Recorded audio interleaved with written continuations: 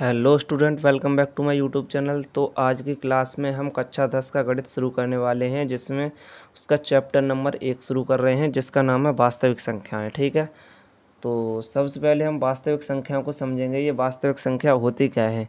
तो ये वास्तविक संख्याएं दो प्रकार की होती हैं। कौन सी? नंबर 1 होती है परिमेय संख्याएँ। ठीक है, कौन सी होती हैं? परिमेय संख्याएँ। परिमेय संख्याएं। और दूसरी होती हैं अपरिमेय संख्याएं। ठीक है, अपरिमेय संख्याएं। ठीक है ना। अब वो सबसे पहले हम परिमेय संख्या को समझेंगे। तो परिमेय संख्या क्या होती हैं? परिमेय संख्याएं वे संख्याएं होती हैं जिन्हें हम P/Q के रूप में व्यक्त कर सकते हैं, और जहां पर Q इज नॉट बराबर 0 के हो। ठीक है, Q इज नॉट बराबर 0 के हो। ठीक। और अपरिमेय संख्या क्या होती हैं? तो भाई अपरिमेय संख्याएं, जैसे अपरिमेय संख्या में हम शामिल करते हैं √3 है, √2, यानी कि √ वाली सभी संख्याएं, जैसे पाई आदि संख्याएं जो होती हैं वो अपरिमेय संख्याएं होती हैं। ठीक है। अब जो परिमेय संख्याएं होती हैं उसके 3 प्रकार होते हैं। कितने प्रकार होते हैं? 3। पहला कौन सा होता है? तो पहला होता है पूर्णांक संख्याएं। ठीक है, पूर्णांक संख्याएं। ठीक है। दूसरा कौन सा होता है? तो दूसरा होता है भैया पूर्ण संख्याएं। कौन सा? पूर्ण संख्याएं।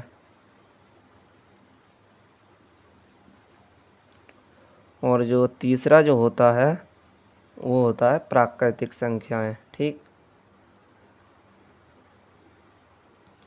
प्राकृतिक संख्याएं। ठीक है। अब हम समझेंगे पूर्णांक, कि पूर्णांक संख्या क्या होती हैं। तो ये पूर्णांक संख्या, सबसे पहले हम पूर्णांकों को समझेंगे। तो ये पूर्णांक क्या होते हैं? बोलते हैं माइनस की सभी संख्याओं को लेकर के प्लस की सभी संख्याएं जीरो सहित होती हैं, उन्हें हम पूर्णांक कहते हैं। जैसे ...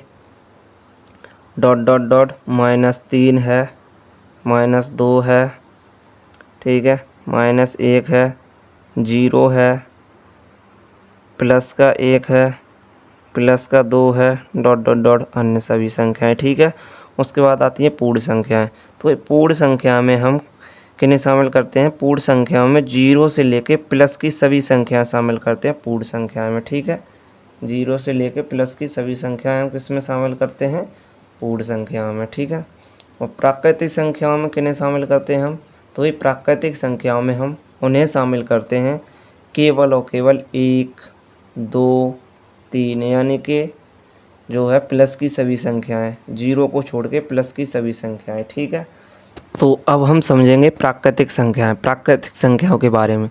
तो ये प्राकृतिक संख्या कितने प्रकार की होती हैं? तो ये प्राकृतिक संख्याएं जो होती हैं उनके कितने प्रकार होते हैं? 4 प्रकार होते हैं मुख्यतः। कौन से? नंबर 1 होता है सम संख्याएं। ठीक है, सम संख्याएं।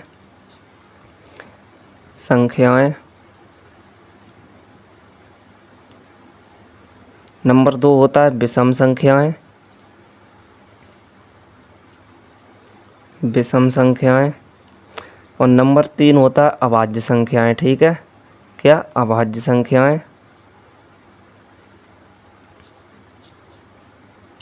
और नंबर 4 जो होता है वो होता है भाज्य संख्याएं। ठीक है, भाज्य संख्याएं। तो अब हम समझेंगे सम संख्याओं के बारे में। तो वही सम संख्याएं क्या होती हैं? सम संख्याएं वे संख्याएं होती हैं जिन्हें हम 2 से डिवाइड कर सकते हैं, यानी कि 2 का भाग पूरा चला जाए। जैसे 2, 4, 6, 8... ठीक है। अब विषम संख्या क्या होती है? तो वही विषम संख्याएं वे संख्याएं होती हैं जैसे 1, 3, 5, 7, 9... यानी कि विषम संख्या वे संख्याएं होती हैं जिनमें 2 का भाग पूरी तरह नहीं जाता। ठीक है, उन्हें हम विषम संख्या कहते हैं। अब अभाज्य संख्या किसे कहते हैं?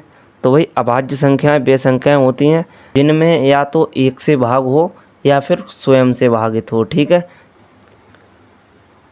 जैसे 2, जैसे 3, जैसे 5, जैसे 7, जैसे 9 डॉट डॉट डॉट डॉट। ठीक है। अब हम समझेंगे भाज्य संख्याओं के बारे में। तो भाई भाज्य संख्याएं कौन सी होती हैं? तो भाज्य संख्याएं वे संख्याएं होती हैं जिनमें या तो स्वयं से भाग हो या फिर एक से भाग हो या फिर अन्य किसी संख्या से भी भागित हो, उन्हें हम कहते हैं भाज्य संख्याएं। ठीक है। जैसे मान लो 2, 4, 5 डॉट डॉट डॉट। ठीक है। तो अब हम दोस्तों संख्याओं के बारे में पूरी तरीक़ा से जान चुके हैं। अब इसी के साथ में एक और जो है प्रमेय बताना चाहूँगा, जिसे हम कहते हैं अंकगणित की मूलभूत प्रमेय। ठीक है। वो क्या कहती है? तो अंकगणित की मूलभूत प्रमेय होती है किन्हीं दो संख्याओं का गुणनफल, किन्हीं दो संख्याओं का गुणनफल उन दोनों संख्याओं के HCF और LCM के गुणनफल के बराबर होता है। उन दोनों संख्याओं के LCM और HCF के गुणनफल के बराबर होता है। ठीक है। ये वाली जो है प्रमेय है बहुत ही काम की है। यहाँ से कम एक न एक क्वेश्चन बन सकता है हमारे बोर्ड परीक्षा में। ठीक है। तो इसे को आपको ध्यान करके रखना है और इस प्रमेय का प्रयोग बहुत ज़्यादा होने वाला है अभ्यास 1.A में। ठीक है। तो चलिए अब हम अपनी अभ्यास 1.1 शुरू करते हैं। तो चलिए अब हम प्रश्न 1 को हल करते हैं। हमारा पहला प्रश्न क्या कह रहा है? हमारा पहला प्रश्न कह रहा है निम्नलिखित संख्याओं को अभाज्य गुणनखंडों के गुणनफल के रूप में व्यक्त कीजिए। इसी सवाल के अंदर हमें 5 सवाल दिए गए हैं, उनके हमें गुणनखंड करके गुणनफलों के रूप में व्यक्त करना है। ठीक है। तो वही सबसे पहला है 140 के। तो हमें 140 के अभाज्य गुणनखंड करने हैं। ठीक है।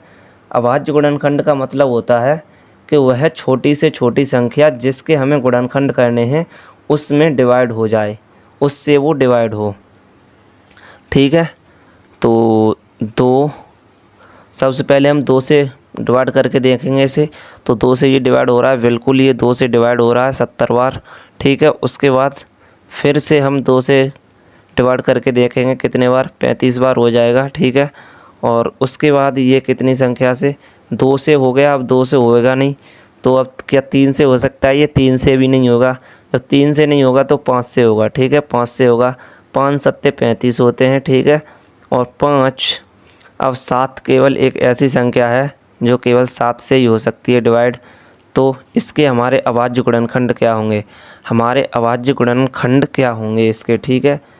तो जो है 140 के अभाज्य गुणनखंड जो होंगे वो क्या होंगे?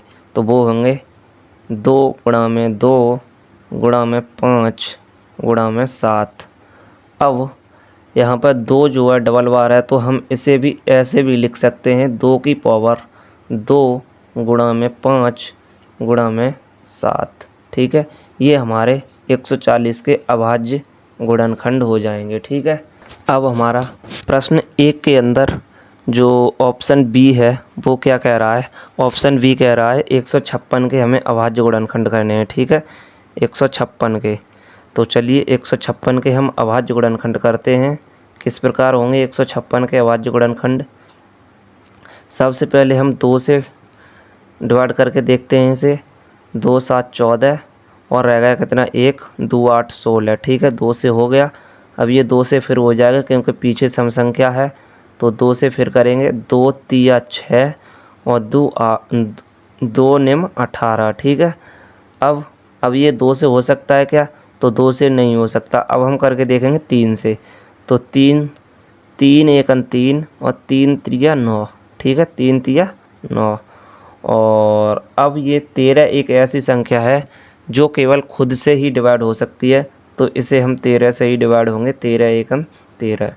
तो अब 156 के अभाज्य गुणनखंड क्या हैं वो लिख लेते हैं हम। 156 के अभाज्य गुणनखंड 2 गुणा में 2 गुणा में 3 और गुणा में 13। ठीक है। कितने?